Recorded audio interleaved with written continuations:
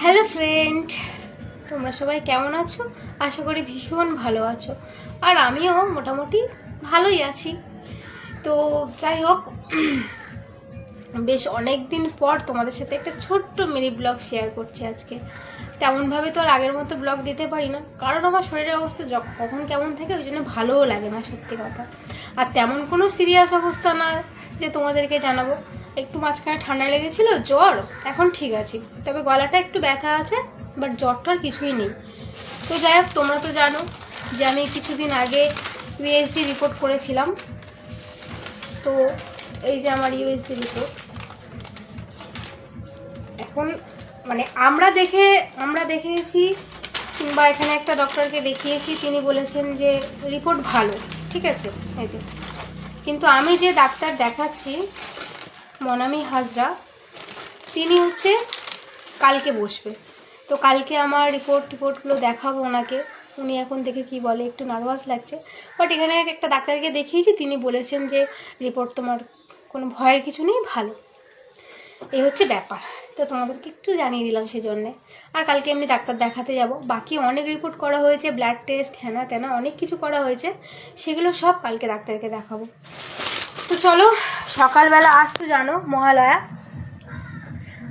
বলে, আর তার উপরে আজকে আবার তোমার অমাবস্যা না কি বেশ একটা আছে, বাবা ফোন করে বলে দিল। এমনিতেই আজকে নিরামিষ খাওয়ার কথা বলেছে। ওই জন্য কালকে বরকে আজ কয়েকদিন ধরে ফুলকপি আনবে বলে মাথা খারাপ করে দিয়েছিলাম। ও পাচ্ছিল না বলে আনতে পারিনি, বাট কালকে পেয়েছে, এনেছে আমার জন্য ফুলকপি। তো চলো, কি রান্না করেছি তোমাদেরকে একটু শেয়ার করি। রান্না আমার হয়ে গেছে, রান্না করা হয়ে গেছে, স্নান করে ঠাকুর পুজো দেওয়া হয়ে গেছে। এবার সকালবেলা না আমি ড্রাই ফ্রুট আর দুধ খেয়েছি, আর একটা কলাও খেয়েছি, ওই জন্য আর সকালের ভাতটা খাইনি। ও তো এখন আমার ভাত খেতে হবে না। তো এই যে এনি বাবু আবার রাগ করবেন। যাই হোক, তো চলো কি রান্না করেছি তোমাদেরকে একটু দেখাই। তেমন কিছু রান্না করিনি, এই যে দেখতে পাচ্ছ, ফুলকপি আলু দিয়ে সয়াবিনের তরকারি করেছি এখানে,